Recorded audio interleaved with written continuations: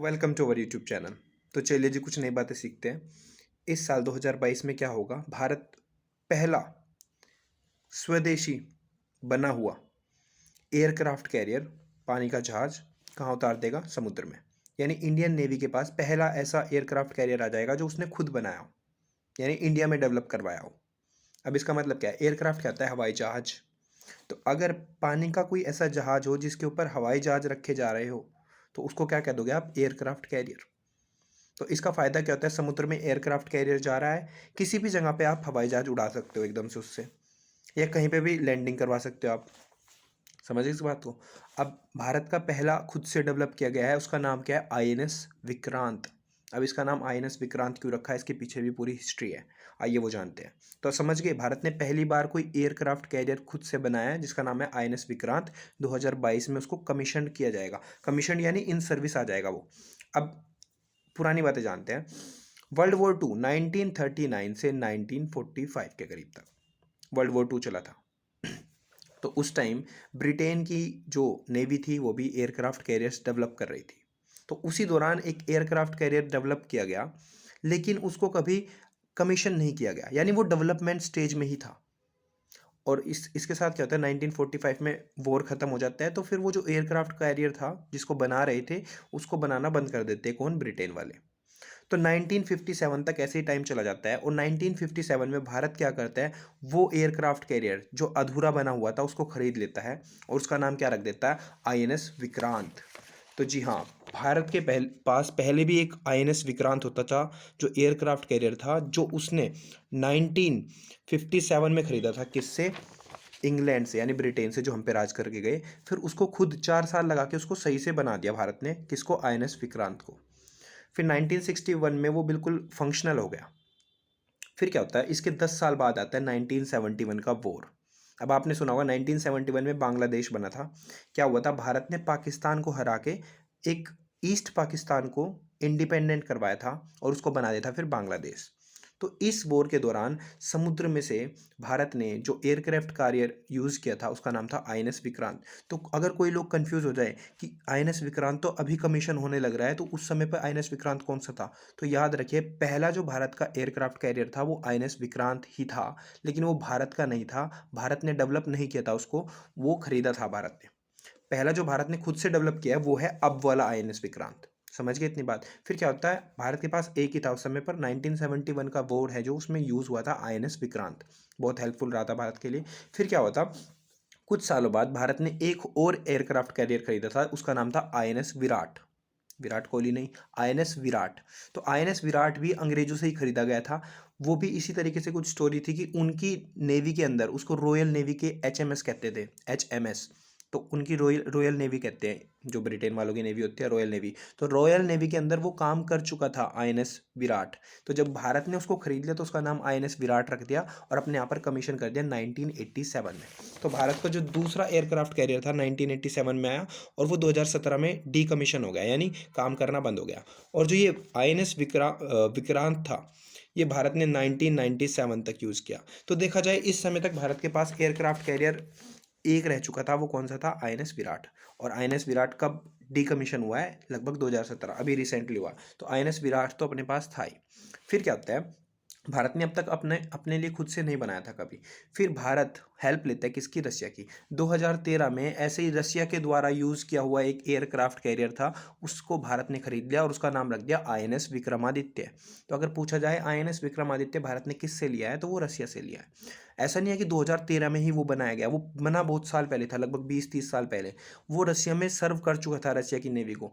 फिर भारत ने उसको खरीद लिया, उसका नाम क्या रख दिया? आईएनएस विक्रमादित्य। आज के समय पर भारत के पास आईएनएस विक्रमादित्य फंक्शनल है। सिर्फ ये एयरक्राफ्ट कैरियर है जो इस समय पे फंक्शनल है, क्योंकि जो आईएनएस विक्रांत है जो अब डेवलप हुआ है वो तो अभी 2022 में कमीशन होगा। तो देखा जाए जो भारत के पास इस समय पर एयरक्राफ्ट कैरियर है, जिस पे पानी का जहाज है, जिस पे हवाई जहाज रखे हुए हैं नेवी के, वो इस समय पर एक ही है, आईएनएस विक्रम आदित्य। और वो किसके द्वारा दिया गया है? रसिया के द्वारा। इसलिए रसिया अपना एक ऑल वेदर फ्रेंड है। तो मैंने ट्राई किया आपको ये समझाओ कि भारत के पास आज तक कितने एयरक्राफ्ट कैरियर रहे हैं? 4। चौथा कौन है अभी जो आने वाला है? आईएनएस विक्रांत। पहले वाले का नाम भी विक्रांत ही था, दूसरे वाले का नाम विराट था, तीसरे का विक्रमादित्य था। तो जो चौथा है वो 2022 में कमीशन हो जाएगा इंडियन नेवी में। और उसका एक मोटो है, उसमें वैसे तो संस्कृत में लिखा हुआ है, आईएनएस विक्रांत के ऊपर मोटो लिखा हुआ है संस्कृत में, जिसका मतलब है I defeat those who fight against me, मतलब जो मेरे खिलाफ लड़ने आएगा मैं उनको हरा दूंगा। और ये लिया गया है ऋग्वेद से। अब ऋग्वेद की बात आई है तो हिंदू धर्म में 4 वेद हुए, ऋग्वेद, सामवेद, अर्थवेद, यजुर्वेद। तो सबसे पुराना जो वेद है वैदिक काल का, उसका नाम है ऋग्वेद। तो उसमें ही एक लाइन थी संस्कृत की, उसको उठा के कहाँ पर रख दिया गया है, मोटो ऑफ आईएनएस विक्रांत, जो अभी भारत में तो देखा जाए भारत ने खुद से पहला जो इंडिजिनसली डेवलप्ड एयरक्राफ्ट कैरियर है, यानी खुद से जो बनाया, वो है आईएनएस विक्रांत। तो ये इंपॉर्टेंट क्वेश्चन है और इसको दिमाग में रखना। अगला भी भारत बनाने की सोच रहा है, यानी इंडिया को second indigenously developed aircraft carrier भी आपको जल्द ही कुछ सालों में देखने को मिल सकता है, 4-5 सालों में। ठीक है, ये तो बात होगी हमारे एयरक्राफ्ट कैरियर की। अब बात आती है, हम थोड़ी बात करते हैं अब एयरप्लेन्स के ऊपर। अब आपने एक सुना होगा, भारत का एक एरोप्लेन है जिसको कहते हैं लाइट कॉम्बैट एयरक्राफ्ट, LCA तेजस। तो तेजस का नाम तो आपने सुना ही होगा। तो तेजस की स्टोरी ऐसा नहीं है बिल्कुल रिसेंट ही तेजस शुरू हुआ है, कमीशन हुआ है, ऐसा नहीं है। तेजस का एक बहुत बड़ा इतिहास रहा है। क्या था, 1974 के करीब क्या हुआ था, इंदिरा गांधी ने भी कुछ न्यूक्लियर बॉम्ब के टेस्ट कराए थे, यानी बहुत कम इंटेंसिटी के, जिससे वर्ल्ड को पता न लग पाए, इंदिरा गांधी ने टेस्ट कराए थे। तो फिर क्या होता, वर्ल्ड ने भारत के ऊपर प्रतिबंध लगा दिए थे कि ऐसे आप न्यूक्लियर, ऐसे कैसे न्यूक्लियर टेस्ट कर सकते हो। तो भारत पे प्रतिबंध लगे थे, भारत कहीं बाहर से भी टेक्नोलॉजी नहीं खरीद पा रहा था कि वो कैसे एयरक्राफ्ट बनाए। तो ये दिक्कत आ गई थी भारत के ऊपर। फिर क्या हुआ, 1983 में इंदिरा गांधी डिसाइड करती है कि भारत के पास जो MiG-21 है वो काफ़ी पुराने हो चुके हैं। MiG-21 अपने पास बहुत पुराने हैं, लगभग 1960 के करीब के। तो MiG-21 सर्विस में से आउट होने वाले थे। तो भारत ने डिसाइड किया कि अब हमें आत्मनिर्भर की तरफ बढ़ना चाहिए। तो देखा जाए आत्मनिर्भर की तरफ तब से ही बढ़ रहे हैं हम, ऐसा नहीं है एकदम ही आत्मनिर्भर भारत चल रहा है, बहुत पुराने समय से चल रहा है। मैं किसी पार्टी के अगेंस्ट या साथ में नहीं हूँ, लेकिन मैं बताना चाहूँगा आपको तथ्यों के साथ। तो 1983 में डिसाइड किया गया कि ये हम खुद का एक एरोप्लेन बनाएंगे जो फाइटर जेट होगा, लाइट कॉम्बैट एयरक्राफ्ट, LCA, और उसका नाम होगा तेजस। अब MK1 यानी मार्क 1, जो पहली वर्जन होगी वो मार्क 1 कहेंगे। अब इसके ट्रायल्स करे गए लगभग 2001 के करीब आके, 2001-2 के करीब आके इसके ट्रायल्स किए गए, यानी इतना बड़ा प्रोसेस लगा इसको बनने में। शुरू में तो जो पावर्स थी या लाइक US से, वो सोचते थे कि भारत ऐसा कुछ डेवलप नहीं कर पाएगा और फेल हो जाएगा। लेकिन फिर क्या था, इंदिरा गांधी ने इसको अप्रूवल करा दिया था कि ऐसा कुछ डेवलप करेंगे। अब कुछ ड्यूटीज़ दी गई, जैसे कि DRDO जो है, defence research and development organisation, वो डिज़ाइन बनाएगा। तो उसके अंदर भी एक सब यूनिट थी, एक डिपार्टमेंट था जिसने डिज़ाइन बनाया किसका, तेजस का। लेकिन उसको इम्प्लीमेंट किसको करना था, HAL। तो जो फाइनल अथॉरिटी है इसको डेवलप करने की आज के समय पर भी किसके पास है, HAL, हिंदुस्तान एरोनॉटिकल लिमिटेड। तो जो HAL है वही डेवलप करता है इस समय पर तेजस एयरक्राफ्ट। अब मैंने बताया आपको तेजस मार्क 1 MK1। तो इसको जब इसकी टेस्टिंग की गई तो 2001 के करीब जो भारत के प्रधानमंत्री थे तो वो थे अटल बिहारी वाजपेयी। अब अटल बिहारी वाजपेयी जी पहले ऐसे प्रधानमंत्री थे जो नॉन कांग्रेसी थे और जिन्होंने अपना पूरा कार्यकाल समाप्त किया था 5 साल का। तो पहले ऐसे प्रधानमंत्री जिन्होंने अपना कार्यकाल पूरा किया था जो नॉन कांग्रेसी थे वो थे अटल बिहारी वाजपेयी। तो उन्हीं के कार्यकाल के दौरान तेजस को टेस्ट किया गया, तो तेजस की फ्लाइट बिल्कुल सही गई। तो उन्होंने, पहले इसका नाम कुछ और होता था, तो अटल बिहारी वाजपेयी ने जी इसका जो तेज देख के, यानी इसकी चमक देख के, इसको नाम एक किस्म से इसकी स्पीड को देख के, इसकी क्वालिटीज़ को देख के इसको नाम दिया था तेजस। तो तेजस इसका नाम लगभग 2003 के करीब पड़ा। फिर क्या हुआ, इसकी वर्जन्स बनाने लगे। लेकिन इंडियन एयर फोर्स ने मना कर दिया कि अभी हम तेजस को अपनी एयर फोर्स में इंक्लूड नहीं करेंगे, क्योंकि इट्स नॉट सो वर्दी, मतलब ऐसा नहीं है कि इसको ट्रस्ट नहीं कर सकते अभी। इंडियन नेवी ने, इंडियन एयरफोर्स ने ये कहा। तो धीरे धीरे ये समय बीतता गया और इसकी डेवलपमेंट की टेस्टिंग की स्टेज बढ़ती गई।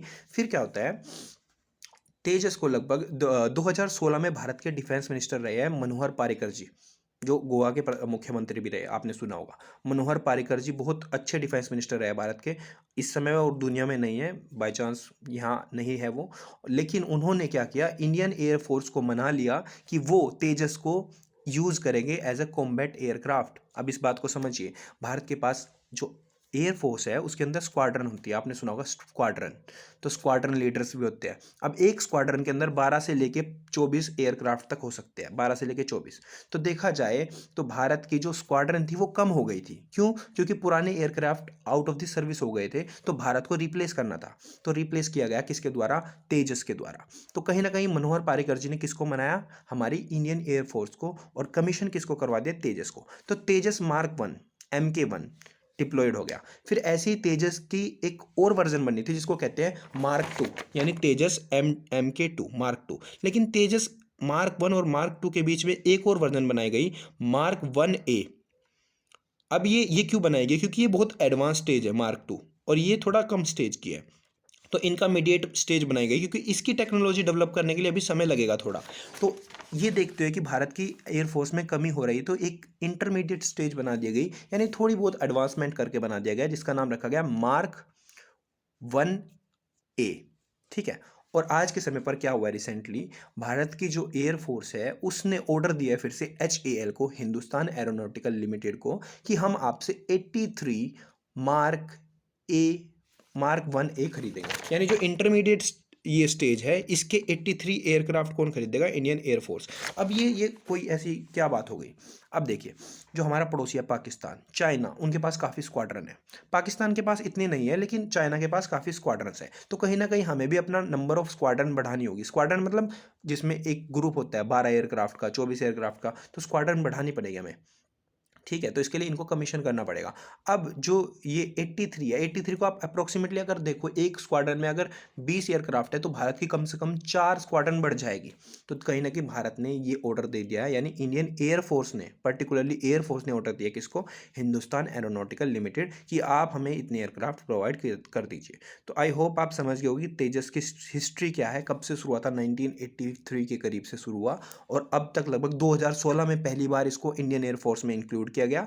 और इसकी जो नेक्स्ट वर्जन है वो 2020 मतलब आने वाले 1-2 साल में आपको एयरफोर्स में मिल सकती है, 2024 तक लगभग मिल सकती है। तो ये बात होगी आज हमारी थोड़ी नेवी और एयरक्राफ्ट यानी एयरफोर्स से रिलेटेड। अब थोड़ी बात करते हैं क्या हुआ है। 9 जनवरी, इसको कहते हैं प्रवासी भारतीय दिवस, आपने सुना होगा। प्रवासी यानी जो बाहर रहते हैं, भारत के बाहर रहते हैं, उनको आप NRI भी कहते हो, नॉन रेजिडेंस इंडियन। जो भारत में नहीं रह रहे वो इंडियंस, तो NRI। तो उनके लिए दिन मनाया जाता है 9 जनवरी को। अब क्यों मनाया जाता है? क्योंकि इसी दिन भारत के जो राष्ट्रपिता कहते हैं जिनको, जिनका नाम है महात्मा गांधी, वो कहाँ से आए थे? साउथ अफ्रीका से आए थे, 9 जनवरी 1915। अब इससे हम थोड़ा महात्मा गांधी के बारे में समझते हैं। अब पहली बात, महात्मा, ये कहीं भी आपको क्वेश्चन आ सकता है कि महात्मा की उपाधि किसके द्वारा दी गई थी? तो मैं आपको बताऊं, महात्मा की उपाधि दी थी रविंद्रनाथ टैगोर ने। तो महात्मा की उपाधि महात्मा गांधी को किसने दी? रविंद्रनाथ टैगोर। और राष्ट्रपिता की उपाधि किसने दी थी? सुभाष चंद्र बोस। अब देखा जाए, अगर आप उस समय की किताबों को पढ़ो, तो सुभाष चंद्र बोस और महात्मा गांधी आपस में थोड़े विचार में ऐसे थे, 36 का आंकड़ा था उनका आपस में। लेकिन फिर भी सुभाष चंद्र बोस जी की सोच को देखे कि उन्होंने उनको इतनी बड़ी उपाधि दे दी राष्ट्रपिता की। देखा जाए तो भले उनके विचार नहीं मिलते थे बिल्कुल भी, लेकिन राष्ट्रपिता की उपाधि किसको दी गई? महात्मा गांधी को। ठीक है, तो इसलिए मनाते हैं प्रवासी भारतीय दिवस 9 जनवरी को। अब अगली बात करते हैं, एक और दिवस मनाया जाता है 10 जनवरी को, जिसका नाम है विश्व हिंदी दिवस। यानी पूरे वर्ल्ड में हिंदी को पहुंचाने के लिए मनाया जाता है विश्व हिंदी दिवस। किस तारीख को? 10 जनवरी को। लेकिन भारत में एक मनाया जाता है राष्ट्रीय हिंदी दिवस, वो मनाया जाता है 14 सितंबर को। अब इनमें दोनों में अंतर समझिए। विश्व हिंदी दिवस में क्या होता है? भारत के राजदूत होते हैं हर एक देश में, जैसे नॉर्वे, फिनलैंड, हर एक देश में अपने राजदूत होते हैं। राजदूत यानी भारत के रिप्रेजेंटेटिव। हमारे एक किस्म से अगर किसी देश को हमसे बात करनी हो ऑफिशियली, तो हमारे राजदूत के थ्रू हमसे बात कर सकता है। तो भारत के राजदूत हर एक देश में होते हैं। तो ये जो विश्व हिंदी दिवस है, ये मनाया जाता है कि पूरे वर्ल्ड में हिंदी को फैलाया जा सके। ठीक है, इसको इतना विख्यात कर दे कि भाई सब हिंदी के ऊपर जानने लगे कि हाँ एक लैंग्वेज है हिंदी, तो इसकी डेवलपमेंट हो। तो ये भारत के जो राजदूत है, वो अपने जो आप कह सकते हो उसको कॉन्सुलेट कह सकते हो, या फिर जहाँ पर बैठते हैं राजदूत, वहाँ पर इसको मनाया जाता है। अब मेरे पर्टिकुलर जो वर्ड है मेरे माइंड से स्किप हो रहा है। ठीक है, तो वहाँ पर इनको मनाया जाता है, यानी पूरे देश वर्ल्ड में एक बार सेलिब्रेट किया जाता है। हर एक साल पर्टिकुलर एक जो भारत के राजदूत है हर एक देश में अलग अलग जगह पे मनाते हैं इसको। तो ये हिंदी दिवस, विश्व हिंदी दिवस मनाया जाता है 10 जनवरी को। अब 10 जनवरी 9-10 हमने बात कर ली। अब जो 14 सितंबर है वो क्यों मनाया जाता है? देखिए 14 सितंबर 1949, लगभग जब देश आज़ाद हुआ उसके थोड़े दिनों बाद, तो ये बहुत बड़ी बहस छिड़ चुकी थी कि क्या इंग्लिश को ही एज ए ऑफिशियल लैंग्वेज रखना चाहिए, या फिर हिंदी को भी ऑफिशियल लैंग्वेज बनाना चाहिए, या फिर इंग्लिश को निकाल के हिंदी को ही रखना चाहिए। तो इस चीज़ के ऊपर डिबेट होने के बाद हमारे कॉन्स्टिट्यूशन संविधान में ये अपनाया गया कि हमारी जो हिंदी है और इंग्लिश है दोनों हमारी क्या रहेगी, ऑफिशियल लैंग्वेज। तो जिस दिन ये बात पारित हुई थी वो तारीख थी 14 सितंबर। तो इसलिए 14 सितंबर को मनाते हैं राष्ट्रीय हिंदी दिवस। अब अगली बात मैं आपको बता दूं, जो एक बात दिमाग में रखना, भारत की ऑफिशियल लैंग्वेज है दो, इंग्लिश और हिंदी।